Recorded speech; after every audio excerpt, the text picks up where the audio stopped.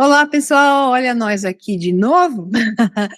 Então, continuando com essa sequência de simbologias que nós estamos utilizando e falando sobre vários códigos, né, que tem a ver com o livro do Rafael, o código da arquitetura da matriz, né, dessa realidade. Então, ele criou um livro que tem a simbologia da base e vai soltar outros no mesmo modelo e outras coisas mais. Então, estamos trabalhando aqui para trazer um conteúdo para vocês que seja fácil de entender e que enriqueça, obviamente, o conhecimento sobre todas essas coisas e que você possa reconhecer que tudo tem dois lados. Então, Saturno, que é o assunto de hoje, costuma ser visto só como um lado, né, mais perigoso, tenebroso, mais escuro, mas como você vai ver, tudo tem que partir da escuridão em direção à luz, que esse é o nosso papel aqui nessa realidade. Então, o Rafael está com uma apresentação aí, eu vou acompanhar e eu passo a palavra para ele. Oi, pessoal, tudo bem? Que bom estar aqui de novo com vocês. Oi, Maria, tudo bom? Tudo Obrigado pelo certo? convite de novo. É um prazer. E é um prazer estar aqui, sempre é legal, maravilhoso, para mais um tema. Eu acho que esse é o tema que a gente vai trazer, com certeza, das lives que a gente fez até agora, o mais profundo, né? Vai ter um pouco de matemática, vai ter um pouco de filosofia, vai ter um pouco de tudo, né? De alquimia, mas é um tema fascinante, porque tem a ver com a evolução do espírito da gente aqui através da matéria. Então é um assunto muito bonito, é um assunto muito antigo, e eu espero que eu consiga aqui trazer bastante informação relevante para vocês, tá bom? Perfeito. Então, Então, vamos lá. a Maria pediu para aprofundar um pouquinho mais no tema, e eu, claro, vou aprofundar um pouco mais, né? Geralmente a gente não aprofunda tanto, porque alguns ensinamentos e algumas sabedorias antigas não pode ser passado para pessoas aleatórias, né? Isso já é bem conhecido desde a antiguidade, que um conhecimento profundo não cabe em uma mente rasa. Mas como o público da Maria já é um público qualificado, diferente da massa em geral, então eu vou considerar como a grande maioria como iniciados aqui. E vou aprofundar um pouquinho mais nos temas, né?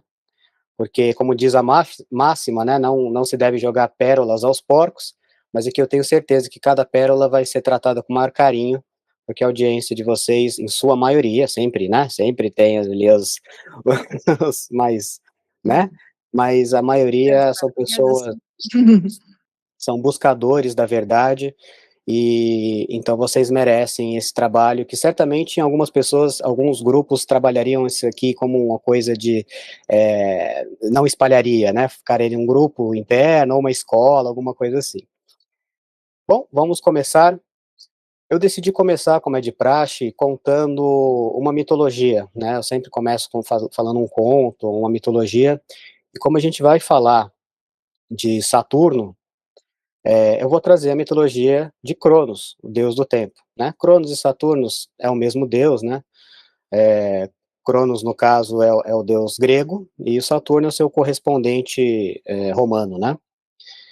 Então a gente vai começar na história dele, porque é muito importante essa parte da mitologia, porque aí tem um monte de chaves simbólicas que trabalham no nosso inconsciente. Esse é um mito de milênios, então ele não poderia ficar de fora, tá? Além de ser uma história muito interessante mesmo. Então, tudo começa com o caos. O caos, a partir de si, vai gerando os primeiros deuses primordiais. Então, entre essas divindades primordiais, apareceu o Tártaro, o submundo, Nix, a noite, Gaia, a terra, e Urano, o céu. Esses deuses primordiais governaram por um longo período de tempo. Gaia, a terra mãe, teve muitos filhos.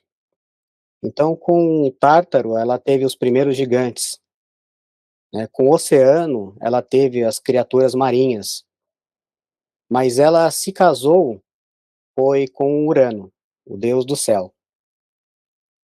E nesse casamento, eles tiveram os 3 primeiros filhos, que eram os hecatônqueros.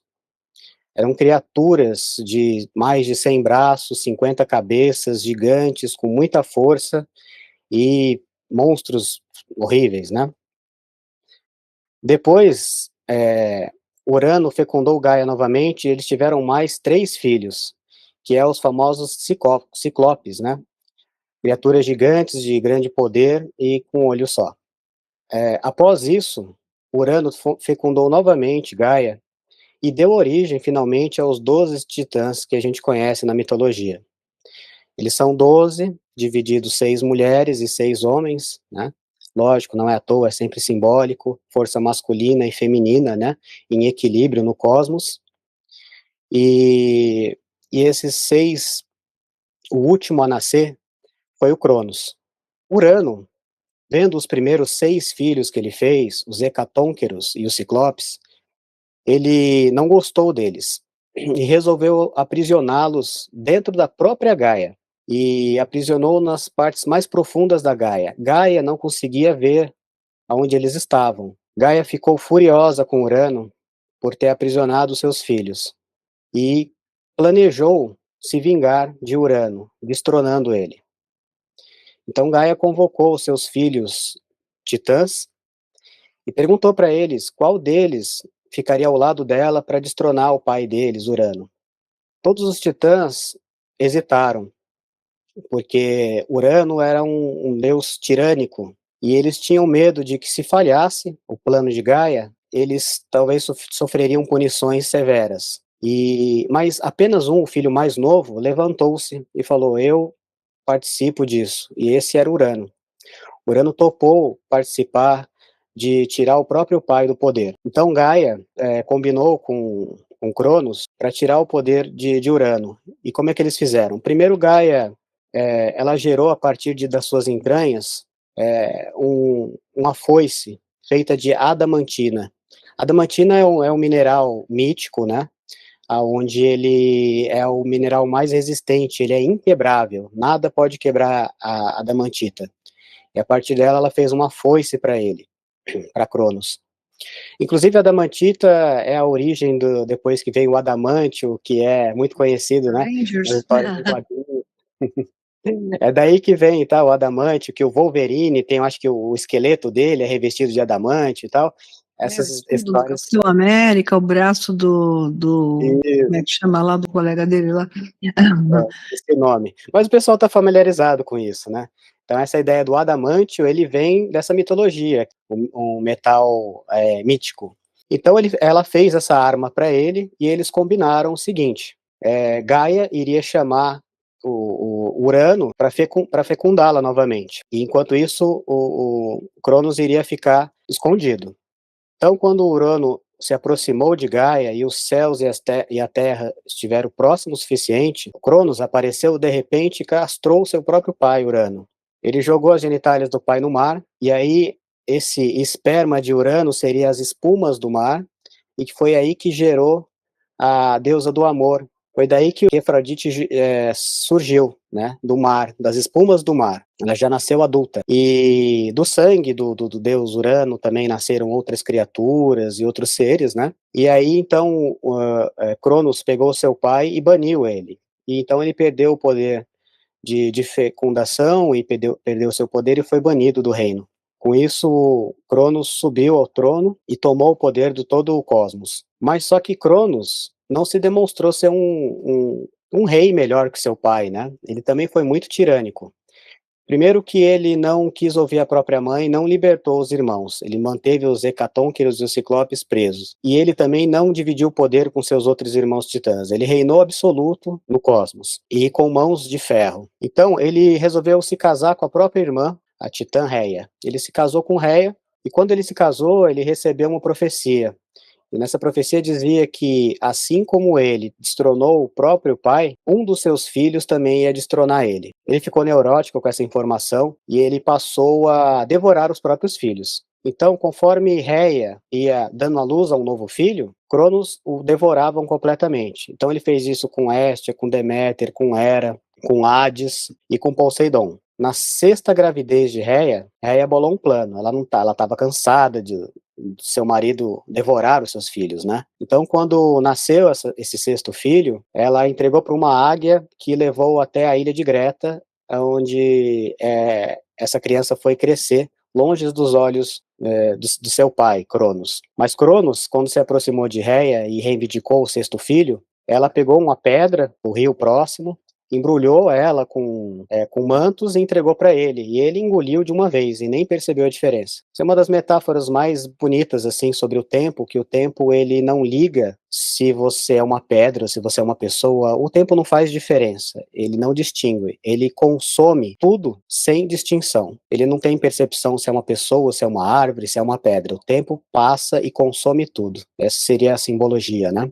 Enfim, passou-se os anos e esse sexto filho cresceu. Esse sexto filho era Zeus, o filho caçula. Quando o Zeus tinha idade suficiente, Réia e também a avó dele, Gaia, procurou e falou que precisava tirar o pai dele do poder, tirar Cronos do poder, porque ele era um tirano. Então, Zeus aceitou fazer isso e eles bolaram um plano.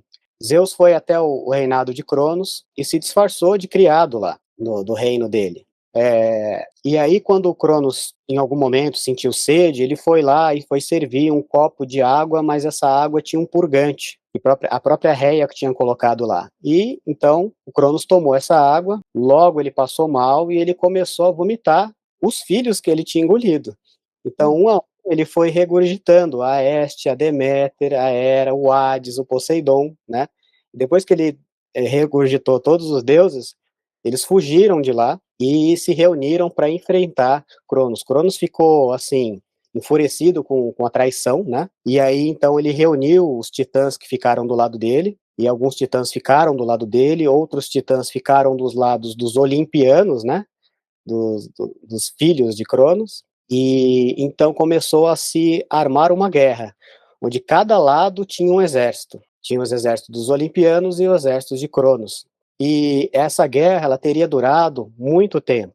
E essa guerra tem um nome, Titanomaquia, que é a guerra dos titãs com os deuses do Olimpo. Prometeu, que tinha o dom da profecia, é aí que vem o nome dele, né? Prometeu é de profecia, de oráculo, né? Ele tinha falado para Urano que Urano não ganharia, que Urano não, perdão, que o Cronos não ganharia a guerra só à base da força. Mas Cronos ignorou ele, né? E a guerra continuou. A guerra parecia não ter fim e não tinha nenhum lado vitorioso. Eles estavam em impasse. Os dois grupos tinham muito poder e não conseguiam avançar naquilo. Então Gaia suplicou para que Zeus salvasse, procurasse os seus filhos Hecatónqueres e Ciclopes. E Zeus foi junto com Hades até as entranhas da Terra e achou eles, conseguiu resgatar esses 6 monstros, né? Então, os Ciclopes, que tinham ficado tempo preso na Gaia, eles aprenderam a mexer com materiais e metais, e eles entregaram por gratidão a Zeus 3 grandes armas mágicas e poderosas. Então, primeiro eles entregaram para Hades um elmo da invisibilidade, e aí depois para Poseidon eles entregaram o tridente, que daria o poder de fazer terremotos e maremotos e controlar os oceanos. E para Zeus ele deu a arma mais poderosa de todos, que é os raios, né? E então, com essas armas novas de grande poder, mais os hecatónqueros, a balança da guerra mudou, né? E então ficou favorável dessa vez para os olimpianos. E algumas fontes dizem até que na última batalha Zeus enfrentou seu pai uma luta corpo a corpo, aonde ele conseguiu vencê-lo, venceu Cronos. Então ele baniu Cronos, levou e trancafiou ele no Tártaro, no submundo do Hades, né? Então você tem o Hades, que é o submundo, e o fosso do submundo é o Tártaro, que foi criado por uma divindade primordial ainda. E trancou ele, pôs portões de cobre pesados e colocou os hecatônqueros para cuidar desse portão, para que ele nunca saísse de lá. Então dizem que Cronos ficou nesse local e ele começou a criar o seu próprio reino ali, né? Ele começou a governar as almas atormentadas ali e viver ali. Zeus prometeu para Gaia e para Réia, sua mãe, que ele seria um governante melhor. E de fato ele dividiu o poder, ele entregou os poderes dos mares para Poseidon, entregou o Tártaro para o Hades, né? E ele foi dividindo o poder, mas ele ficou como um deus absoluto, né? Mas ele dividiu mais e houve mais equilíbrio assim no universo ali. Tempos depois, muito tempo depois, quando a humanidade começou a se manifestar aqui na Terra e tudo mais, Zeus perdoou seu pai e resolveu tirar ele do Tártaro e levá-lo até uma ilha, que é a ilha dos heróis, que era onde os heróis mitológicos, quando morriam, iam, né? Eles iam para lá. E, então, o Cronos ele passou a cuidar e ser o governante dessa ilha. Mas dessa vez ele estava pacificado e ele cuidou dessa ilha dos heróis pela eternidade, né? Seria um simbolismo de que um herói que vai para o paraíso agora vai viver lá pela eternidade. Então essa é a história da ascensão e queda, né? Do grande titã, né? Que ele era o filho caçula do seu pai e destronou o pai, e ele mesmo foi destronado pelo seu filho caçula também. Essa é a história que a gente inicia aqui, a nossa, a nossa jornada, né? Então eu vou Posso fazer um começar. comentário interessante, porque é uma casualidade, eu estava fazendo uma aula agora, que é do curso Ad Astra, falando sobre as teorias de controle do tempo, que hoje existem, então são modelos teóricos, né, de volta no tempo, de conseguir avançar para o futuro ou retornar ao passado. E com relação a Cronos, que devora, o devorador que devora seus filhos, que é o titã do tempo, esse símbolo que consome, porque o tempo é o que consome tudo.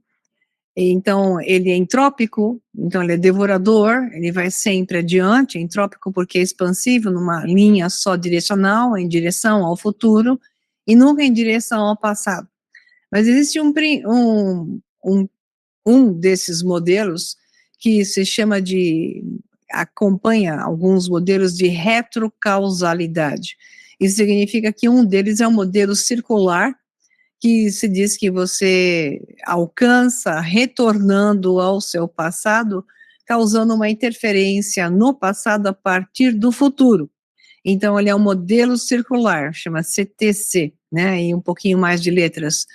Então, essa retrocausalidade é o que acabou de acontecer com Cronos, quando ele, depois de devorar os filhos, ele os devolve, né, para o passado, ou seja, é como se ele tivesse voltado no tempo, isso que ele expele, ele volta ao passado, devolvendo aos filhos a vida, que eles estavam presos dentro dele, então eles os solta. É o princípio da retrocausalidade, enquanto o tempo é sempre uma flecha direcional que devora tudo, um titã, ou seja, quando você alcança a sabedoria ou alcança o conhecimento entre esses titãs, que desafiam a estrutura clássica do modelo da existência, ele pode ser retrocausal e reestrutura a vida. É interessante o conceito, porque na filosofia pitagórica isso também se chama de ciclo cósmico inevitável.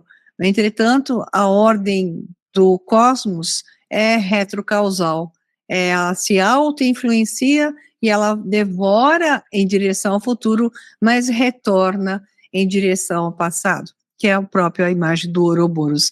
É interessante que bate com o conceito. Interessantíssimo. E a gente vai por outros caminhos também, chegar por esses caminhos que você está dizendo, muito interessante. Vamos falar um pouquinho de Pitágoras mais para frente também, ele tem que aparecer aqui. E vai ser bem interessante. Fantástico saber que você também estava preparando uma aula falando sobre esses temas, né? Física. E E bate com o pela física. conceito. Mas Aqui a era gente tempo, né? Então, tem a ver. exatamente. Então existem vários caminhos para a gente chegar em um objetivo. Eu vou seguir pelo caminho aqui da simbologia, da história, da espiritualidade, mas vocês vão ver que dá para chegar lá na ciência, que é onde a Maria trabalha bastante, né? Gosta também de usar bastante. E vamos embora, vamos fazer aqui pelos slides. Bom, pessoal, aqui a gente vai começar agora a nossa apresentação, depois da gente ter comentado sobre a história de Cronos, né, essa mitologia tão bela. E aqui a gente vai começar com o cubo de Saturno, como eu já disse, Saturno e Cronos é o mesmo indivíduo, né? Então, o cubo de Saturno decodificando a prisão que nos liberta. Força maligna ou princípio cósmico. A chave para nossa liberdade não é escapar do cubo, mas aprender a nos tornarmos os seus arquitetos, né? Aqui a gente vai ver a dualidade, né? Onde o cubo, da forma que ele te aprisiona, se você souber jogar o jogo, você pode usar isso para se libertar. Então, primeiro aqui eu mostro essa representação simbólica no mundo da gente hoje em dia, né? Então aqui eu coloquei algumas imagens onde o cubo está presente, marcando o seu território, mostrando que a gente está aqui vivendo aqui na matéria física, né? Então eu coloquei a Caaba, né? Que é um cubo preto gigante que existe em Meca, aonde milhões de pessoas vão todos os anos para ver esse cubo, né? E pessoas do mundo inteiro vão lá, né? Os muçulmanos do mundo inteiro. E essa visita, eles têm um ritual lá, que eles dão 7 voltas em torno do cubo.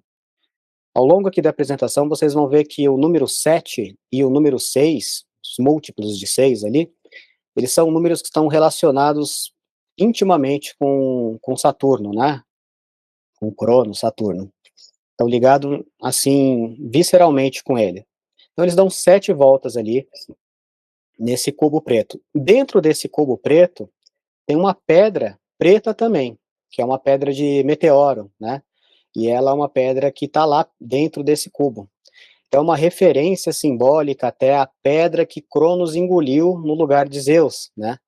Que era uma pedra ali do leito do rio, uma pedra mais escura também. Então, tem uma simbologia aí de uma pedra preta, né? Um cubo preto ali também.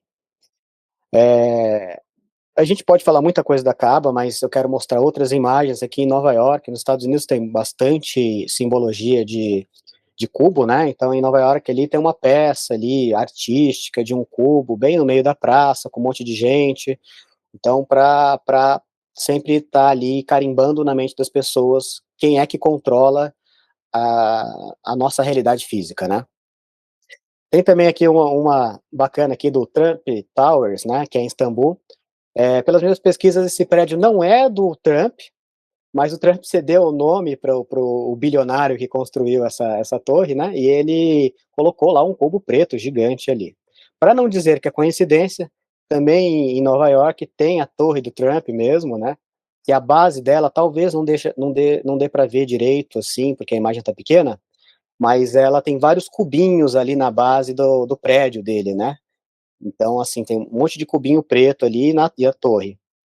Eu também trouxe aqui, também nos Estados Unidos, mas isso tem no mundo inteiro, um cubo preto ali de um parque de diversões, né? Marcando um território. Só para ilustrar de que tá sempre, essa imagem, esse símbolo, ele tá em todos os lugares, sempre ali mostrando quem é que controla essa parte física, materialista da nossa experiência aqui, né? Então essa é a assinatura de Saturno, né? Esse cubo preto é a assinatura de Saturno, o senhor do tempo, da estrutura e da limitação, tá? O cubo limita, né?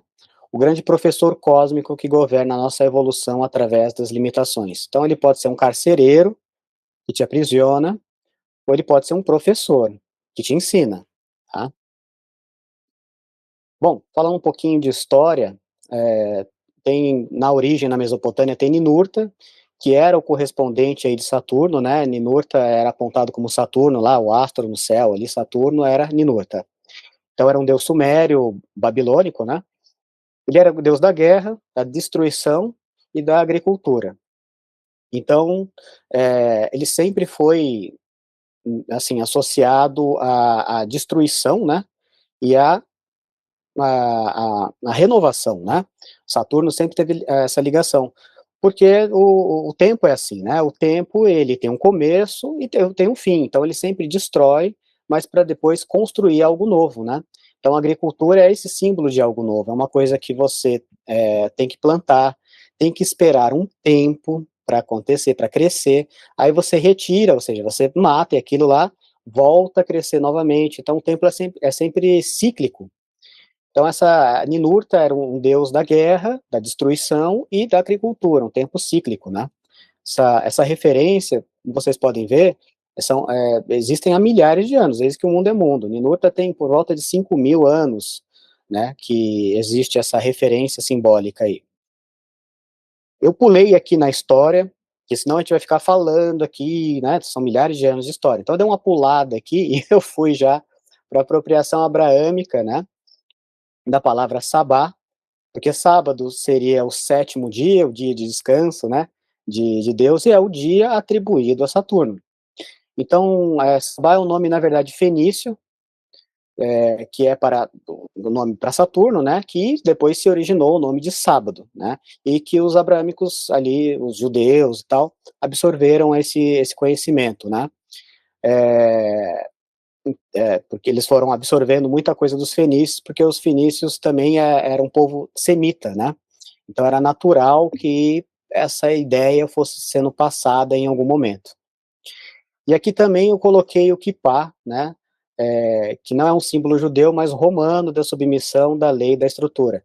Muita coisa pode ser falado aqui, mas eu optei por vir por esse caminho aqui de ser um símbolo romano da submissão. Pus um slide aqui para explicar o porquê disso, tá? Então a gente tem o ritual romano da Saturnália, muito conhecido, eu acredito por grande parte de vocês, né? Mas é basicamente um dia em que se comemorava para Saturno, né, quando fechava o ano ali de Saturno, e você tinha um ano onde a ordem era invertida.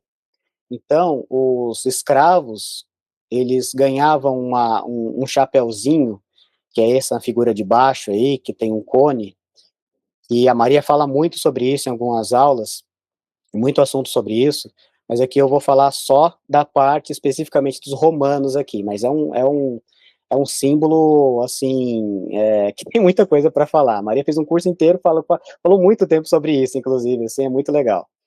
Então, ele chama Pileu, esse chapeuzinho. Então, o que acontecia? No dia de Saturno, né, em homenagem a ele, a ordem era invertida. Então, os súditos vestiam esse chapéu para simbolizar que eles tinham um dia livre e que os seus senhores é que iriam servir eles, né? E os senhores é que serviam eles, e eles tinham esse dia livre, então era uma meio assim, uma mudança da ordem, uma bagunça sobre a ordem, né? Gerava um caos social. E a ideia era essa mesmo, né? Era mostrar que sem Saturno, sem a ordem, a disciplina de Saturno, a nossa sociedade tende a ir para o caos e a destruição. Então, ao mesmo tempo, por causa da dualidade que a gente vive, que Saturno ele limita e aprisiona, destrói, sem ele a gente viveria em caos, porque também não teria disciplina e controle social, né? Então, tem que sempre que haver um equilíbrio, né? A Maria cansa de falar para gente que não é ou isso ou aquilo, né? É integrar as coisas. Então, esse é um exemplo de como é. Ah, Saturno é ruim, a energia de Saturno é ruim porque nos aprisionam, mas sem ele você também nós entraríamos em caos total. Tá? Esse é o simbolismo aí por detrás. E eu trouxe aqui também, está bem visível ali o Papa, né, com o chapeuzinho dele ali na cabeça dele, né, que não chama Kippá, Kippá é dos judeus. Do Papa tem outro nome aqui, é Solideu, tá? Então esse chapeuzinho do Solideu, olha que interessante, ele fica ali na cabeça, no chakra coronário, e por acaso tem uma estrela de 6 pontas, que é o símbolo de Saturno. É tanto o símbolo de Saturno que o próprio planeta Saturno tem um hexagrama na coroa dele, né? E é interessante ver que o Papa ali, e os judeus em geral, usa na coroa da própria cabeça um símbolo de submissão a Saturno. Se você for perguntar para os judeus por que eles usam isso, eles vão falar um símbolo de submissão a Deus, a, a, a Deus, né, ao Senhor. Só que esse Senhor, na verdade, é o Senhor Saturno. Tá? Então esse é o símbolo de submissão para Saturno, cobrindo a sua coroa, né, que te liga ao espaço, mas te liga ali para Saturno nesse caso aí. Tá? Aqui. Então, a física da influência. A ciência moderna revela segredos cósmicos que transformam nossa compreensão sobre influências planetárias e frequências universais, tá? Aqui eu trouxe algumas correlações que eu falei do número 7 em relação a Saturno, né? Então, Saturno ele tem 7 anéis principais, né? Que giram em torno dele. Então, o dia da semana dele é o 7, que é o sábado, que eu já falei. A cada 7 anos, Saturno ele muda de estação, né? Então a estação aqui na Terra, né, a gente, durante um ano a gente tem 4 estações, um ano de Saturno também tem 4 estações. Só que um ano de Saturno são 28 anos mais ou menos, né, aqui da Terra. Então a cada 7 anos é que Saturno muda a estação dele. Muita gente acha que a estação do ano tem a ver com a distância do planeta em relação ao Sol, né? Então, quando a gente está longe do Sol, a gente está no inverno, e quando a gente começa a se aproximar mais do Sol é verão, mas não é assim que funciona. Na verdade, o que influencia as estações e que deixa quente ou frio é a inclinação do planeta. Então, quando o planeta está menos inclinado, vamos dizer assim, mais retinho em relação ao Sol, a luz bate direcionalmente na superfície do planeta, né? Então é como se fosse aquela brincadeira de lupa, pôr a lupa no Sol, né? E a lupa ela joga o calor do Sol concentrado. Então quando a Terra está reta, a luz do Sol vem e pega uma superfície do Sol diretamente, e aí esquenta mais. Quando a Terra começa a inclinar no movimento dela, aí o Sol ele começa a pegar uma área maior do planeta. E aí, então, como não há uma força muito intensa ali de frente, ela é espalhada em uma área maior da Terra, então fica mais frio. Então essa é a ideia das estações. Em Saturno também, quando Saturno vai oscilando, vai mudando as estações. E a cada 7 anos que isso acontece. Estou trazendo isso porque isso é muito interessante, porque a cada 7 anos a gente tem grandes mudanças na nossa estrutura mental, espiritual e física. Então aqui eu coloquei os setênios, né? Então a cada 7 anos. Os primeiros 7 anos da vida do homem, a gente começa a crescer e a gente está na fase de absorção. Tudo que contam pra gente, a gente acredita. Você acreditou no coelhinho da Páscoa, você acreditou no Papai Noel, que te contaram, né? Então, quando a gente é pequeno, por causa da nossa estrutura cerebral não está pronta, principalmente a parte do neocórtex, que é a parte do nosso cérebro responsável por ser analítico e fazer perguntas, né, e tudo mais, como essa parte não está desenvolvida, a gente não tem essa capacidade de perguntar ou duvidar ou de fazer análise. Então a gente acredita no que é dito, né? Isso acontece porque a gente nasce com por volta de 23% do cérebro formado. E como a nossa espécie é bípede, a fêmea, né, a mulher, a mulher, ela, o quadril da mulher, ela ficou menor por causa que começou a andar em pé. E aí, para o bebê sair, ele tinha que sair com a cabeça um pouco menor, senão não passava. Então, a natureza fez com que a gente nascesse com o cérebro em desenvolvimento, um desenvolvimento muito baixo, 23%. E é por isso que, por exemplo, se você vê uma outra espécie, um cavalinho, quando ele nasce, daqui 10 minutos ele está pulando, dando coice e tudo mais, né?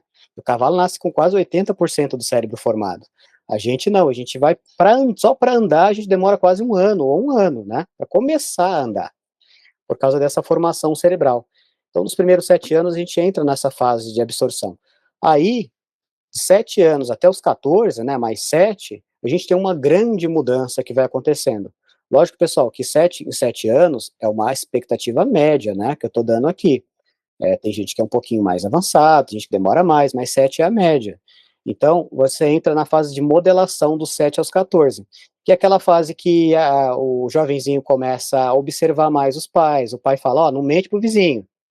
Aí ele pega você mentindo pro vizinho, né? Então ele vai começar a aprender pelo exemplo, ele vai começar a modelar o seu comportamento e o comportamento das pessoas ao redor. Porque agora a estrutura cerebral já está um pouco mais complexa, um pouco mais formada, e aí também é uma fase que começa a entrar os hormônios, né? Então, no final dos 14 anos, que muda aí dos 14 para o 21, né? Quando começa dos 14 anos, que é outra mudada de aí do 7 de novo, Você tem uma outra mudança estrutural completa do ser humano, vai começar a mudar hormonalmente, e aí entra na fase de socialização, que é aquele adolescente que ele precisa ser aceito, que ele precisa estar no grupinho, que o pai e a mãe é meio careta agora, que ele precisa ser aceito pelos outros, pelos amiguinhos, né? Você tem uma fase de mudança muito grande aí também na estrutura psíquica, espiritual e física, né? A menina começa a menstruar, começa a entrar na fase da puberdade, né? E isso aí vai durando até os 21 anos. E aí dos 21 aos 28 você tem uma outra mudança grande, que é começa a fase adulta, né? E aí você começa já a procurar o seu caminho, o que que você vai fazer e tal. Quando chega aos 28 anos, você tem o primeiro retorno de Saturno, que é muito conhecido para quem gosta de astrologia, né? Fala do famoso retorno de Saturno, que é por volta dos 30 anos, né? 28, 29, a pessoa começa a entrar numa crise, porque ela pensa com ela ali, o Saturno começa a vir cobrar, né? O Saturno retorna e começa a te cobrar. E aí, o que que você fez na sua vida? A sua juventude está começando a terminar. Agora você vai começar a entrar na fase adulta e começar a ir para a velhice, né? E o que que eu fiz? Eu estou no caminho certo? Não estou? Muitas pessoas entram nessa crise, né? Ela é famosa, essa crise. E a gente chama de o retorno de Saturno. Então, como vocês podem ver, a cada 7 anos, Saturno muda de estação, e a cada 7 anos, a gente muda completamente, né? Estruturalmente. Então, é muito importante perceber essa cronologia entre os 7 anos, né, e os 7 estados dos ciclos de Saturno, tá? Eu coloquei também essa imagem aqui, que foi encontrado em Creta, ela tem mais ou menos 3.500 anos, né, é um disco de Cronos. Você pode olhar o que aquele sol central ali, ele tem 7 pétalas ali, né, que simbolizam o Saturno. E muita gente acha que é para colocar só incenso. Ele poderia até ser usado para colocar incenso, mas na verdade ele é um grande calendário cósmico ali de Saturno, onde ele faz contagens dos ciclos lunares, né? E naquele período também era contado os meses os meses eram em 13, número de 13, de 28 dias, que é muito mais fácil de contar do que a gente faz essa mistura aí de 30 dias, 31, né, tudo mais. Era mais simples de contar. Então eles seguiam esse calendário saturniano aí, né, em tempos antigos, por volta de 3.500 anos, né, na idade do bronze, mais ou menos ele tá ali, né. Eu escrevi aqui a harmonia das esferas, a proporção matemática nesse disco, com 8/9 e 15/16 entre Júpiter e Saturno. É uma correlação matemática aqui, que liga os dois planetas. Mais tarde aqui nos slides vocês vão ver essa correlação de uma outra forma muito interessante, filosoficamente falando. São as mesmas proporções da escala musical pitagórica. Aqui a gente já começa a ver que Pitágoras tirou a proporção e a música das esferas dessa dança cósmica onde Saturno é um dos protagonistas, né. Então a evidência da NASA, eu já tinha falado, né, que Saturno tem aqui um hexágono gigantesco, esse hexágono é maior do que o planeta Terra, algumas vezes maior inclusive, fica ali no polo, de Saturno, né, fica na coroa de Saturno. E ele é uma estrela de 6 pontas, né. A natureza raramente faz, linhas retas assim. Então é, no mínimo, curioso saber que esse planeta que tem tantas correlações assim, com a gente, né, com o tempo, com a estrela de 6 pontas, em tempos primitivos não, né, em tempos antigos, a gente está falando de 5.000 anos, 4.000 anos, como é que essas pessoas sabiam dessa ligação de Saturno com o número 6, eh, com essa energia da estrela de 6 pontos relacionada a Saturno, e Saturno, o planeta, ter essa imagem aí que foi tirado pela sonda Cassini quando passou por ele lá em 2011, mais ou menos, que foi descoberto aí com fotos revelando essa estrutura. Eu coloquei a imagem estrela de 6 pontas ali e o cubo, né? Porque dentro do hexágono você consegue retirar o cubo, o símbolo primordial de Saturno, né. Saturno também tem algumas curiosidades, ele emite energia mais do que o Sol, ele é do que ele recebe do Sol, perdão, né, então ele emite 2 vezes e meia mais energia do que ele recebe do Sol. Ele gera a própria energia dele, né. Então até, é possível, mas aí seria uma outra discussão, que Saturno consiga gerar energia suficiente, recebida pela Lua, que amplifica esse sinal e acaba, interagindo com a gente aqui, né. Mas a gente vai prosseguir isso e depois a gente pode tocar nesse assunto mais tarde em um slide bem específico e bem interessante aqui. Então, o hexágono polar, o hexágono do Polo Norte, funciona como uma antena cósmica, transmitindo frequências.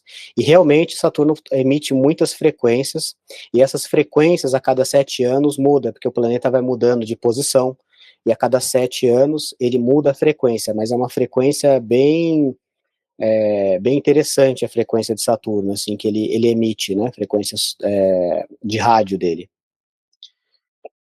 Aqui eu trouxe uma estrutura bastante interessante, a gente vai começar a entrar um pouquinho mais agora na geometria sagrada, tá? E eu trouxe aqui, vamos dizer assim, a quadradura do círculo, né? Que seria mais ou menos um desafio matemático feito pelos gregos antigos, onde eles queriam demonstrar se era possível você enquadrar um círculo, você construir um círculo com a mesma área de um quadrado. Então você tira a área de um quadrado e você tira a área de um círculo, e elas têm que ser equivalentes, né. Claro que aqui, esse desafio, para quem era um iniciado lá, sabia que esse desafio, na verdade, ele era mais filosófico, né. E só que muitos que não eram iniciados, eram neófitos, levavam o desafio, e tentavam realmente enquadrar um círculo, né. E o desafio era você pegar um compasso e uma régua e tentar fazer com o compasso e uma régua que o círculo e o quadrado tenham a mesma área, né. Não é à toa que isso não é possível, porque aí a gente tem o símbolo do número π, tá. O número π é esse valor 3,11415 e ele vai para o infinito, né, muito parecido com o número, φ, né, mas aqui é o número π, tá, que é da circunferência do círculo. A gente consegue, achar esse número π no círculo fazendo, uma conta, na verdade é uma conta até simples, né, que é a circunferência do círculo, né, essa parte aí que eu estou colocando de laranjinha, ó, a circunferência, vai medir a circunferência do círculo sobre o diâmetro do círculo, né. Então você pega o centro do círculo, traça uma linha reta, tira esse diâmetro e faz ele sobre a circunferência. A partir dessa conta você tem o φ, que é esse número irracional. Então, como o círculo é irracional na numeração dele, ele não pode ser igual a um quadrado. Então você pode tirar ali as medidas do quadrado, ele vai dar um número racional, um número inteiro, né, e você consegue medir, porque é uma linha reta, ali você consegue achar. Agora o π, por ser um círculo, é um número transcendental, né, e por ser transcendental, você não consegue enquadrar eles não podem ter a mesma área, né. Isso filosoficamente significa que o círculo sempre foi o símbolo da espiritualidade, né, e significa basicamente que o espírito não pode ser trancafiado dentro da matéria, que é o quadrado, né, porque o círculo é perfeito, como o espírito, né, ele não tem um início nem um fim, e a partir do centro, em qualquer direção que você vai no círculo, você tem a mesma distância. Então esse é o simbolismo da perfeição e da eternidade, que representa o espírito. E o quadrado é a representação da matéria ali. Então não é possível você prender o espírito na matéria. Porém, né, todavia, portanto, a gente não está aqui encarnado? A gente não somos seres espirituais que está vivendo uma experiência física? Ué, se a gente está aqui é porque é possível, né? Então como é que acontece, essa ideia de que não é possível, mas é possível, né? Essa confusão aqui, aparentemente matemática, que acontece. Bom, na verdade, assim, os gregos, nesse período, eles estavam muito presos já na lógica, né, e ali começava o embrião de começar a separar a lógica, a matemática, a mente, e deixar isso separado do corpo e do espírito. Começava ali um processo de separação.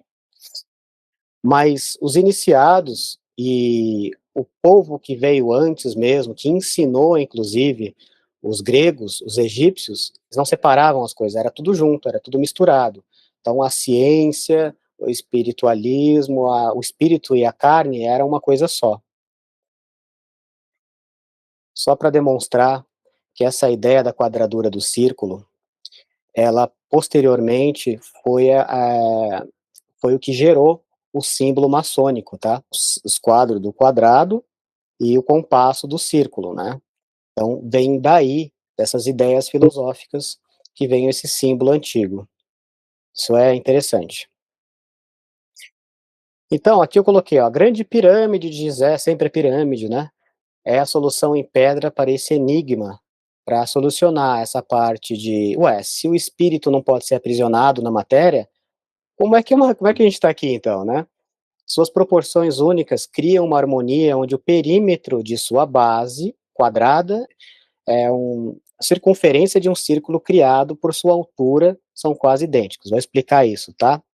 Basicamente assim, eu tenho uma pirâmide aqui que eu deixei aqui do meu lado, eu não sei se vai dar para ver aí. Consegue ver, Mar? Beleza. Ó, tem uma pirâmide aqui. A pirâmide contém em si o quadrado e o círculo, tá? Se você pegar e fizer um círculo aonde vai pegar as pontas da pirâmide aqui, eu tenho aqui no slide, ó, pegar esse círculo aqui, ó, que eu peguei da ponta da pirâmide, tá vendo? E ela vai encaixar na base da própria pirâmide. Que olha aqui na minha mão aqui, ó, tem uma pirâmide assim, certo? A base da pirâmide é um quadrado. Então, se eu traçar um círculo que pega da ponta da pirâmide, passando por essas outras duas pontas aqui, que é esse caso, ela vai encaixar de forma perfeita na própria base da pirâmide, tá? Então, a pirâmide tem em si própria a conexão entre o espírito e a matéria. Ela que faz a ligação harmônica e energética entre o espírito e a matéria, tá? Então aqui tem esse símbolo, a ligação oculta, né? Você não pode prender o círculo no quadrado, mas você pode construir uma estrutura, sua vida, consciência, que vibre no tamanha harmonia com ambos os princípios, que o infinito e o finito possam coexistir. O cubo de Saturno é a estrutura, o círculo do espírito é o que anima, a sua vida é a tentativa de resolver esse divino paradoxo. Pessoal, quando eu estou falando de círculo, quadrado, triângulo, é só para facilitar o entendimento aqui. Mas isso, no mundo tridimensional, é tridimensional. O círculo é uma esfera, né? O quadrado é um cubo, né? E o triângulo aqui é, na verdade, uma pirâmide, tá? Eu trouxe isso aqui, um estudo muito interessante, eu não vou me aprofundar muito aqui, mas eu achei interessante trazer. O triângulo pitagórico de 3 ali, ele é uma chave que mostra que existe uma correlação entre a estrutura da pirâmide e o planeta Terra com a Lua. Então, o planeta, a Lua é 3:11 em relação ao planeta Terra, né? E essa diferença você encontra no quadrado pitagórico. Você vai somar 3, 4 e 5 ali, dá essa diferença. Então, os antigos já sabiam que, além dessa divisão espiritual, né, da pirâmide ser um portal que vai trazer energeticamente o espírito encaixar na matéria, ele também conecta a Lua com a Terra, né, de uma forma cósmica. É interessante perceber que a pirâmide de Gizé, ela está no centro geodésico do planeta. Então, a partir do centro geodésico, você pode traçar uma linha de uma pirâmide que vai dar exatamente as dimensões que enquadra, né? Enquadra a Lua e a Terra, nas mesmas proporções. Essa matemática aqui também vai se relacionar com os conceitos das esferas, das músicas, das notas pitagóricas também, de som, né? Então, decodificando o quadrado em azul, a matéria, o cubo de Saturno, Esta é a nossa realidade física, a estrutura, a limitação, é o mundo, o hardware, né, o corpo, e o círculo, o espírito potencial infinito. Este é o reino da consciência pura da alma, cuja natureza é transcendental, né. Como eu disse, se você a pirâmide, né, e aqui está representado como um triângulo, ela faz essa junção da matéria com o espírito. Se você encaixar uma outra pirâmide aqui, invertendo, você tem a estrela de 6 pontas. Esse símbolo aqui, quando ele é tridimensional, ele vira o octaedro estrelado, que é esse símbolo aqui. Esse octaedro estrelado, pela visão espiritualista, chama-se Merkaba. Se você pesquisar o que é Merkaba, está dizendo, e é o veículo do espírito. Então as tradições esotéricas estão dizendo que a Merkaba, essa forma geométrica tridimensional, que é a estrela de 6 pontas bidimensional, né? É a mesma coisa, ela é como o espírito se locomove, se transporta no mundo, como ele se materializa, tá? E é o símbolo alquímico também, né? O triângulo para cima é o símbolo alquímico do fogo, né? E é o masculino e também o espírito. E para baixo é a mãe, é a terra, é a água. Então é mais uma vez reforçando que a junção do espírito, do divino, encarnando aqui, porque a terra, a mãe, a água é a mãe que dá a luz, né? A terra que gera aqui essa parte espiritual. Então é a integração. Vocês podem ver que é uma integração que acontece alquimicamente também falando, né? E aqui a Merkaba, que é o octaedro estrelado. Essa perspectiva espelha os ensinamentos não duais, que afirma que a consciência e o mundo material não são duas entidades separadas, mas expressões diferentes da mesma realidade subjacente. Tá? Então, não há uma separação entre o espírito da matéria, nunca houve. Elas são integradas. E essa é a matemática da geometria sagrada que estuda isso e mostra isso. Depois, eu vou entrar um pouquinho mais na parte de ciência desse octaedro estrelado aqui, mas a gente vai primeiro ver algumas coisas antes, para isso aqui fazer ainda mais sentido, tá? Bom, aqui eu trouxe o quadrado mágico. Todo planeta tem o seu quadrado mágico, né? Então a história dos quadrados mágicos começou na China antiga, onde se encontrou um quadrado mágico lá, que tinha quase 5.000 anos de idade, né? E ele era um quadrado na ordem de 3. Ordem de 3 é simplesmente que ele tem 3 colunas ou 3 linhas. Então, ordem de 4 é quando tem 4 colunas e 4 linhas, e assim sucessivamente. O quadrado mágico que representa Saturno também é na ordem de 3. Ele tem 3 linhas e 3 colunas, tá? Esse de amarelinho aqui no desenho que eu coloquei para vocês é um quadrado mágico que foi feito no tempo medieval ainda. E ele é um dos primeiros quadrados mágicos da era moderna, né? E a partir desse aqui é que foi se desdobrando os quadrados mágicos depois para os planetas. Eles foram se estruturando depois desse. Esse quadrado mágico, ele tem muitas características. Ele dá sempre o mesmo número na linha e na coluna. Mas aqui eu fiz um desenho, né, de verde, de azul, aqui de vermelho, rosa aqui, que mostra outras ligações interessantes. Então, se você seguir a linha A, que é a linha vermelho, meio rosa ali, e ela vai passando pelo número 1, 2, 3 e 4. Aí a linha B, 5, 6, 7, 8. A C, as, 9, 10, 11, 12, né? E a D, 13, ela vai contando. Interessante observar que esse símbolo aí é muito parecido, né? Basicamente quase igual ao sigilo de Saturno, que é essa imagem do meio aí, tá? Que é uma imagem que quando você soma aí, dá 666. Tá? Que é o número da matéria. Não é o número do demônio, como diz a Igreja Católica, não é isso, não. É o número da matéria, tá? E olha só que coincidência também. É um símbolo extremamente parecido com esse aqui, né? Dos maçons, que parece muito com o sigilo de Saturno, que é o 666, né? Esse que está mais à direita também é o sigilo de Saturno, e aqui eu estou mostrando o resultado, né? Sempre dá 15, nas linhas, nas colunas e nas diagonais. E se você simplifica, 5 mais 1 é 6. Como ele é na ordem de 3, tem 3 linhas, então é 6, 6, 6. Ou nas colunas, 6, 6, 6. Então, sempre o número 6, como eu falei, o número 6 está ligado diretamente com Saturno, assim como o 7. Ele representa Saturno. O número 666 vem de Saturno, deus da matéria, que nos prende aqui, mas que se você souber jogar o jogo, ele pode ser o salto que vai te libertar. Olha aqui, agora a gente vai falar um pouquinho mais desse quadrado mágico, misturando com Pitágoras aqui, né?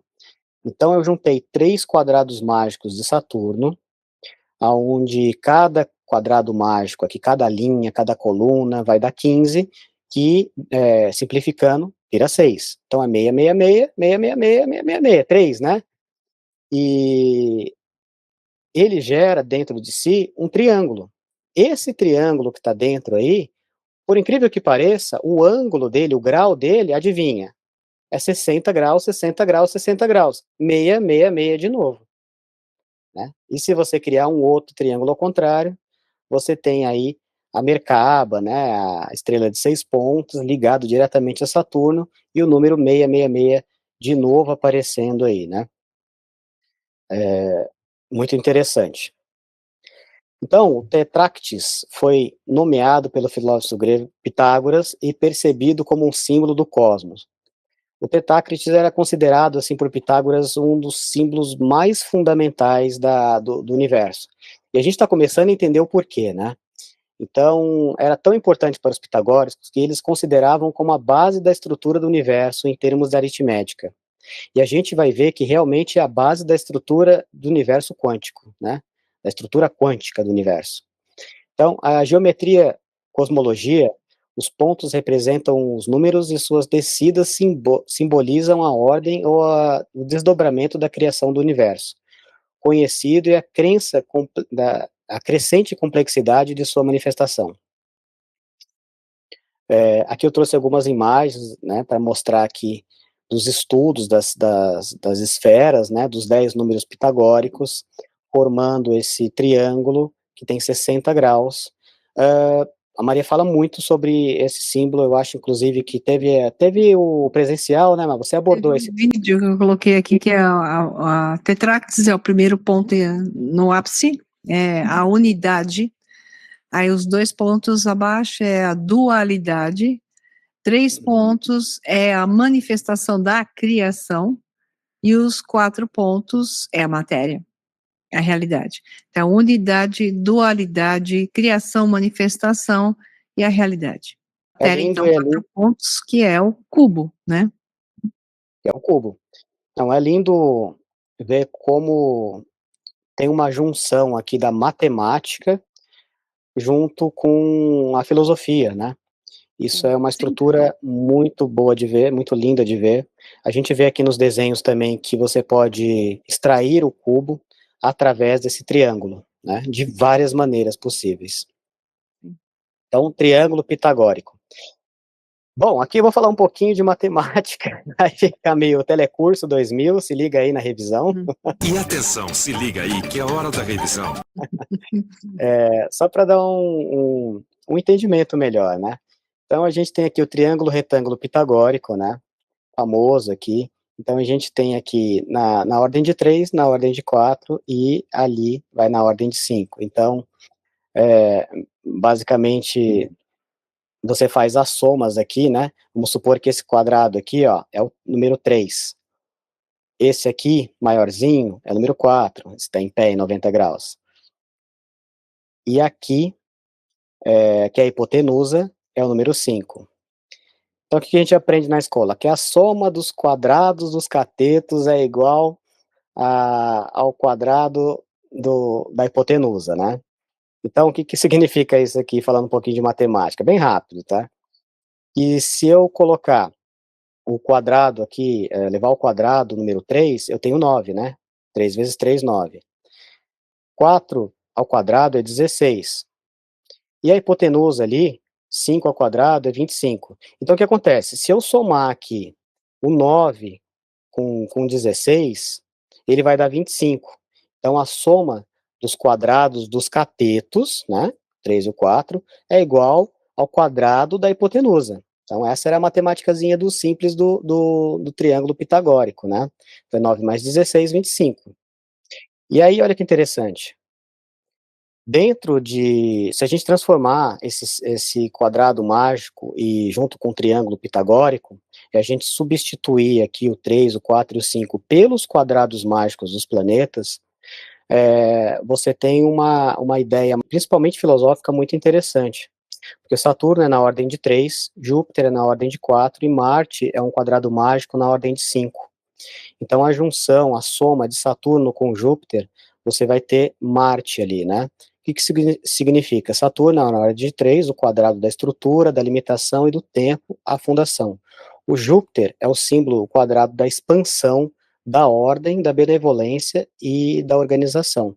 E Marte, que é um quadrado da ordem de 5, da energia, da força e da ação e do conflito.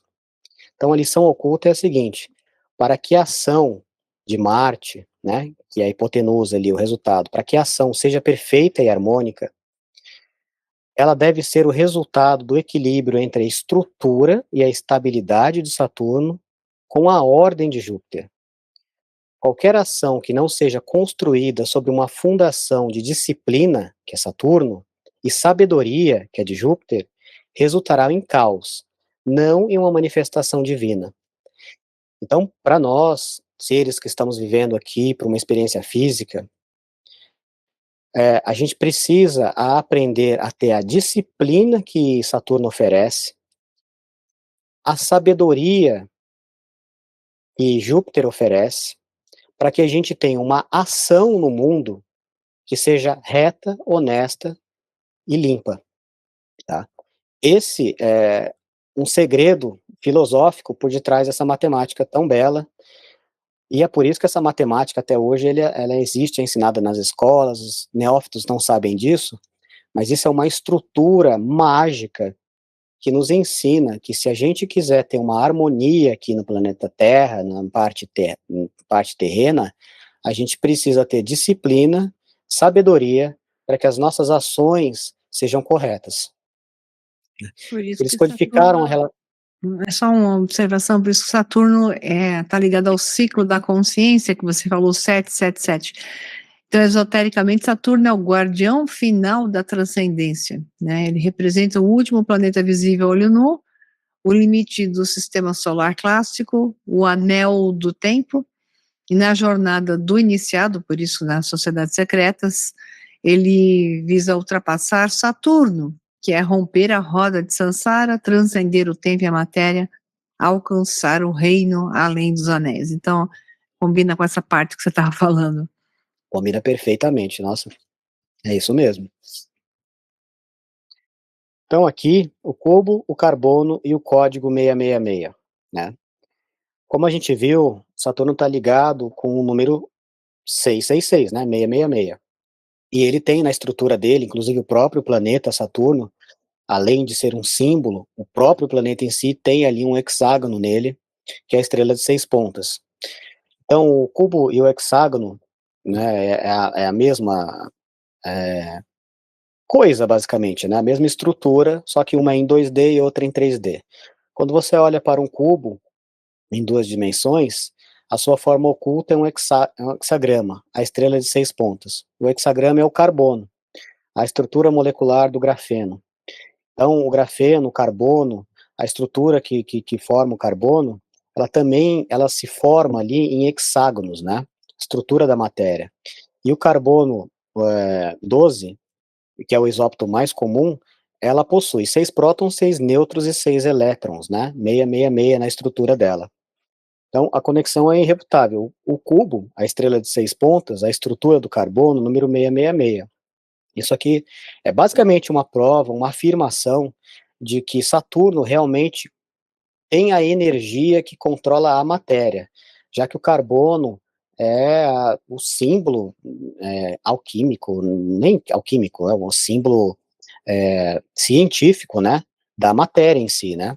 Então a marca da besta do Apocalipse não é um chip ou uma tatuagem. Isso existe também, isso vai ser aplicado, já está sendo aplicado em algumas pessoas, mas aqui é uma assinatura da matéria, é um código da própria vida física, o número do carbono, o elemento que nos aprisiona na realidade do cubo de Saturno. O sistema de controle não precisa de te marcar, você já está marcado pela sua própria biologia. A verdadeira questão é se a sua consciência permanecerá presa no carbono ou se você aprenderá a ativar o seu corpo de luz, tá? Então aqui eu trouxe umas imagens mostrando, né, o ângulo de 60 graus, 60 graus, 60 graus, 666, e todas as correlações que nós temos aqui do cubo, da estrutura fundamental que forma a matéria física, que é o carbono, né? Nós temos a estrutura da fundamental, como você falou, a estrutura da base, que é como eu mostrei no curso anterior. Você tem o elétron, que é a sua imagem de estrutura como um todo, que ele projeta como radiação, digamos assim, que se captura em imagem em certos estudos, tem a ver com a banda onde ele está. Então você tem a mesma estrutura, só que ela muda de frequência e ela vai se ganhando em complexidade e ela vai alterando o seu padrão. Então a base dessa realidade é uma base de Saturno, com certeza, né? Porque toda a estrutura química, orgânica, ela depende dessa marca de 6 pontas. Todas as estruturas orgânicas, aromáticas, elas são como a base da vida e elas têm essa estrutura marcada.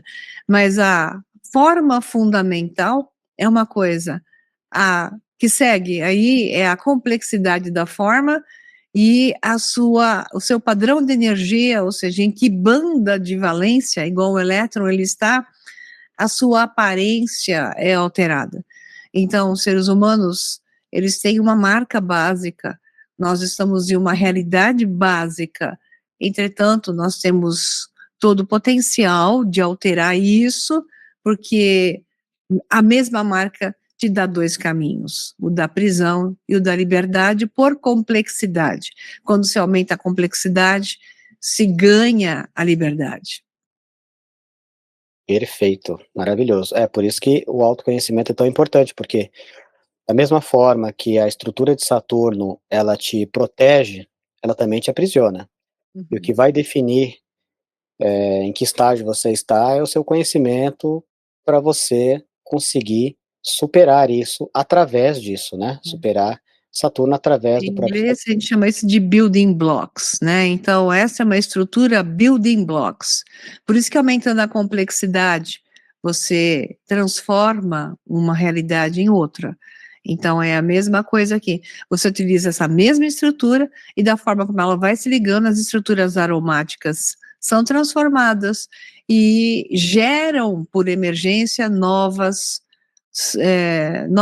estruturas mais complexas, como uma célula que surge a partir das moléculas que se ligam com essa mesma estrutura. Perfeito. A gente é incrível perceber como tem as ligações, elas acontecem no macro e no micro, né, Sim. como sempre vai estruturas vão se repetindo. E falando em macro e micro, a gente vai aqui dar uma palhinha da parte científica aqui, né, muito interessante, a geometria do vácuo, a estrutura da matéria. Então o tijolo da construção aí, a gente vê que é o tetraedro, tá, que é a estrutura do vácuo. Eu coloquei algumas imagens dele, né, então você tem aí a pirâmide, uma pirâmide dentro da outra formando ali o octaedro estrelado, que eu mostrei, e ele, se você for juntando ele, ele forma uma estrutura de 64 partes, né, múltiplas ali. E a partir disso, você começa a ter a estrutura do vácuo quântico, que quando você vai juntando, ele vai formando uma estrutura cúbica que permeia toda a malha do vácuo quântico, né. Então aquela estrutura que seria vazia, na verdade não é vazia, ela é o vácuo quântico estruturado de uma forma de equilíbrio, que a gente chama de equilíbrio vetorial. né, que é a forma geométrica mais perfeita de equilíbrio entre todas as partes, né, da estrutura perfeita onde mantém a energia equilibrada. Se tivermos dois vetores empurrando um contra o outro, teremos equilíbrio. Porém, ele ficará instável se qualquer outra força vinda de qualquer outra direção quebrar o balanço. Com mais vetores a 90 graus um dos outros, as bordas dos vetores serão maiores que os vetores do centro, o que vai causar instabilidade, porque cada vetor será menor do que o outro. Para haver equilíbrio, o vetor tem de ter o mesmo comprimento. Com vetores do mesmo comprimento, teremos o hexágono, ou em 3 dimensões, o cubo octaedro, conhecido também como vetor de equilíbrio. Acredita-se que essa é a estrutura geométrica do vácuo, porque está em perfeito equilíbrio e todas as forças se cancelam ao centro, gerando a chamada singularidade. Essa estrutura pode ser replicada infinitamente, sem nunca perder o seu equilíbrio. Cerca de 0,00001% da energia do vácuo escapa da singularidade por apenas uma fração de segundo, para imediatamente retornar pelo movimento toroidal. Essa fração de energia que escapa representa todo o universo observável material. Os outros 99,99999 está contido no equilíbrio perfeito da singularidade.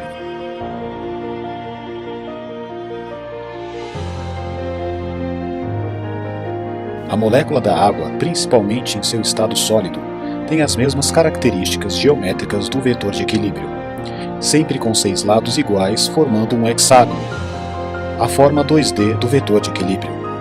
A água contém em si a estrutura geométrica do vácuo, e por isso é a fonte de manifestação física da vida no universo observável. Toda vida emerge da água, assim como toda a existência emerge do vácuo. Então, o vazio não é vazio. A física quântica prova que o espaço vazio está, na verdade, cheia de uma energia infinita, o campo do ponto zero. E por que não vemos? Porque ele está nesse estado de equilíbrio geométrico perfeito. Tá? Eu trouxe isso, na verdade, a linha de ciência aqui da Maria aprofunda muito nessas ideias de uma forma magistral. Tá? Mas eu só trouxe para mostrar que a gente está vindo de um caminho ali da geometria sagrada, da filosofia, e a gente pode encontrar com a ciência aqui, né? Mostrando que as coisas estão ligadas. É só você saber enxergar os caminhos. Tá? Então isso aqui não é misticismo, é a física da criação. A matéria não é sólida, é uma perturbação no equilíbrio perfeito da geometria do vácuo. É a chave para a energia livre e aprender a perturbar esse equilíbrio. Tá? Bom, aqui eu vou voltar então de novo para a parte simbólica, espiritual, mas agora a gente vai ter um entendimento até melhor, né? A revelação da cruz. Eu trouxe aqui tem um quadro de Salvador Dalí, que é Jesus ali crucificado no hipercubus. O nome do quadro é isso mesmo, tá? Crucificação, Corpus Hipercubus. Dalí, quando pintou esse quadro, nos anos 50, ele já fez de propósito, ele já fez com a ideia mesmo de hipercubo, ele já tinha um conhecimento aí, né? Tanto que ele faz um chão ali bem maçônico, né? Mostrando a dualidade do cubo preto e do cubo branco, né? O que representa isso aí? Basicamente, Jesus representa o espírito humano, que sai das dimensões superiores e atravessa o tempo e espaço cúbico, né, e vem para a terceira dimensão. Desde Einstein, né, a gente sabe que o universo que a gente vive tem 4 dimensões. As 3 dimensões físicas que a gente conhece, aí a gente tem essas dimensões. Desde Einstein a gente sabe que a gente tem essa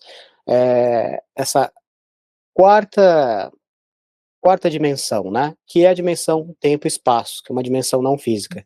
Então, quanto às outras dimensões, nós podemos nos mexer, nos locomover, ter o controle sobre ela, essa quarta dimensão, tempo e espaço, ela não está no nosso controle. Ela tem uma única direção. O tempo e espaço sempre anda para frente. A gente sempre está indo do presente para o futuro. Né? Então é postulado, inclusive, que não é possível você fazer uma viagem no tempo para o passado, porque o tempo ele sempre vai para frente, tá? Mas aqui eu coloquei o exemplo do hipercubo, né, e até mostrando que o cubo pode ser uma cruz. O que eu quero mostrar aqui?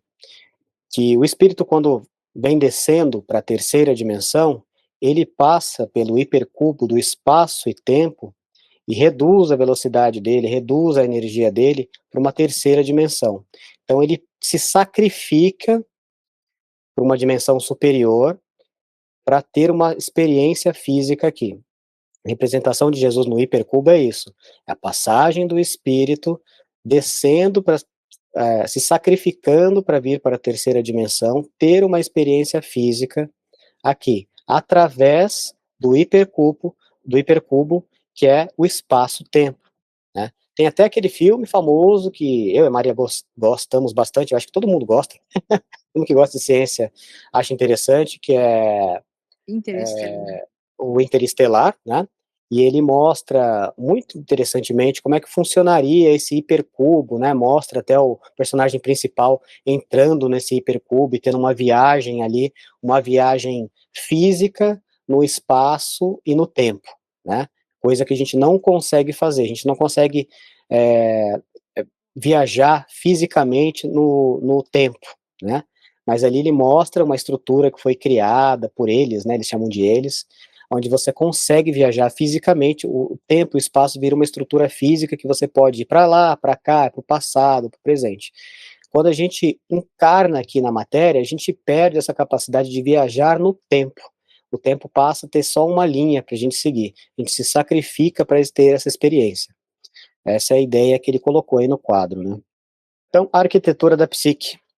Tudo que você rejeita em si mesmo, sua raiva, seu medo, seu desejo, não desaparece. Torna-se sombra o guardião que patrulha as muralhas da sua prisão. Sua função é nobre, proteger e identificar que você construiu, mas ao fazer isso, ele o impede de acessar a totalidade do seu ser. Seus nós emocionais, seus gatilhos, aquelas reações automáticas que você não consegue controlar, estes são os seus complexos. Eles funcionam como torres de vigia disparando alarmes.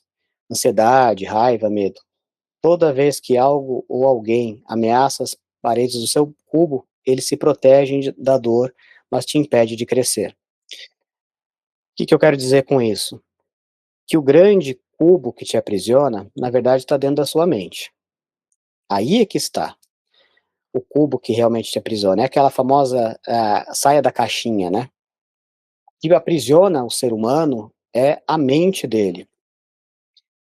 E que a gente pode ter a raiva, as partes sombrias que a gente coloca no submundo ali, a gente prende os nossos hecatônqueros nas profundezas, mas eles continuam lá, né? A gente prende os nossos ciclopes no interior da Terra, mas eles continuam lá.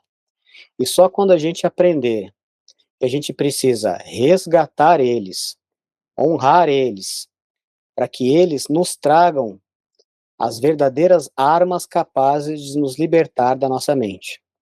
Então, para que a gente consiga transcender a nossa sombra, a gente precisa vê-las e trazer à tona, entendê-las, por que elas estão lá, o que elas querem proteger, afinal de contas, e ao entender, elas vão gerar as armas poderosas que te libertarão. Então agora a gente faz sentido aquela mitologia, né, que a gente estava vendo no começo dessa aula, onde criaturas monstruosas foram trancadas nas profundezas. Isso são tudo que você não gosta em você, que você tranca nas mais profundezas, para ninguém saber. Mas elas continuam lá, e elas são poderosas. Só que se você tiver a coragem de ir lá buscá-las, entendê-las, elas trarão as armas poderosas que te libertarão, Para tá? Seus nós complementar emocionais. isso, um pensamento filosófico, então Saturno é o arquétipo da densidade, como nós falamos, mas também é o portão da libertação. É o mestre do tempo, Cronos, o limite que conduz à eternidade. Então todo o poder terreno é saturnino, estrutura, regra, contrato, mas toda a libertação espiritual é solar, expansão, vida, e consciência. Então, o equilíbrio entre ambos é o verdadeiro opus philosophorum, transformar o chumbo saturnino em ouro solar. É bem isso que você estava falando. Exatamente. Esse aí é o segredo de transformar o chumbo em ouro, né? Tá dentro de você. É você transformar esse chumbo, esses hecatônqueros, esses monstros aprisionados, em seres que vão trazer força para você. Vai fazer você conseguir transcender. Esse sim é transformar o chumbo em ouro aí, né? De uma forma mitológica falando. Lindo o que você disse, Má. É o opus philosophorum. Bonito. A iniciação do Saturno. O processo de autoconhecimento e individuação não é uma batalha contra esses guardiões, é uma iniciação. É a jornada para dentro da fortaleza, não para destruir os guardiões, mas para aprender com eles. Cada complexo é um mapa que aponta para uma ferida a ser curada. Cada aspecto da sombra é um pedaço de poder esquecido e a ser regenerado, né? É reintegrado, na verdade. Estes são os seus professores saturnianos. Eles representam a disciplina, a estrutura e a limitação. Eles são severos, mas sua lição são a chave para a verdadeira liberdade. Ao integrar a sombra e desarmar os complexos, você não destrói a prisão, você a transforma em seu templo. As paredes se tornam janelas, e você finalmente pode enxergar a realidade maior que sempre existiu fora da caixa. Então, a libertação não é escapar do cubo, é tornar-se o seu arquiteto consciente. Transforme o cubo em um dado e aprenda a jogar esse jogo. Então era com essa frase que eu queria encerrar esses slides aqui. Esotericamente, Saturno é o guardião final da transcendência. E tudo que a humanidade precisa entender é que a transcendência não vem de graça, ela vem por esforço e por mérito. Então, toda essa doutrina e essa limitação, mas ao mesmo tempo oferta de conhecimento que Saturno nos dá através do tempo, Cronos, que é a outra versão dele, é exatamente a chance de transcender. E é isso que a humanidade rejeita na sua grande massa. O que é fascinante é que ela adora Saturno na sua versão inferior, negativa, e rejeita Saturno na sua versão superior, positiva. Portanto, ela nunca entende o equilíbrio que há no jogo entre o dionisíaco e o apolíneo, que no final é outra representação do mesmo contexto filosófico de conter, gerar caos, mas sobre um padrão de opressão, que é o que nós temos, e oferecer um mundo melhor, através do logos solar. Então, ele oferece o logos invertido, e sem o caminho do inverso, não se chega ao equilíbrio para poder enxergar o padrão superior. Então, é um conhecimento que é importante entender, esse jogo da nossa realidade, é por isso que essa informação é a marca primordial que está em tudo. Tudo que vive, está vivo, contém a marca de Saturno, que é exatamente a simbologia do orgânico. E é esse orgânico que está sendo destruído nessa realidade para passar para a marca do silício. Então, se perde a estrutura orgânica e se vai para a marca do silício, ou seja, desintegra essa realidade para uma outra.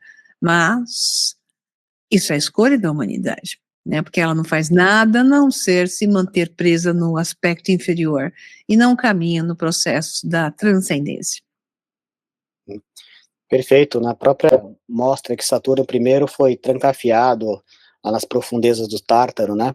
E ele começou a governar as almas atormentadas lá. Mas, depois de um tempo, ele foi redimido e ele passou a cuidar dos heróis, né? Ele foi levado para a ilha dos heróis e cuidar daqueles que eram os vitoriosos. Então fica a dualidade de que Saturno ele pode ser um terrível carrasco nas profundezas do seu tártaro, do seu inconsciente, ou ele pode ser aquele senhor que vai cuidar dos gloriosos, dos heróis, que venceram na matéria e agora vão viver a eternidade no paraíso, né? Tem essa dualidade de Saturno, né, que é transformar o chumbo em ouro, né. Saturno é um grande professor, e ele não é mal e nem bom, né, ele é uma força, da natureza, do universo, que nos ensina. Então, o verdadeiro Saturno que a gente tem que combater é esse Saturno da caixinha da nossa cabeça, porque é esse que você tem poder. Às vezes você não tem poder sobre o outro, ou sobre o que está acontecendo no mundo lá fora, mas você pode controlar o seu mundo aqui dentro. Então é através do autoconhecimento, de conhecer a si mesmo e conhecerá os deuses.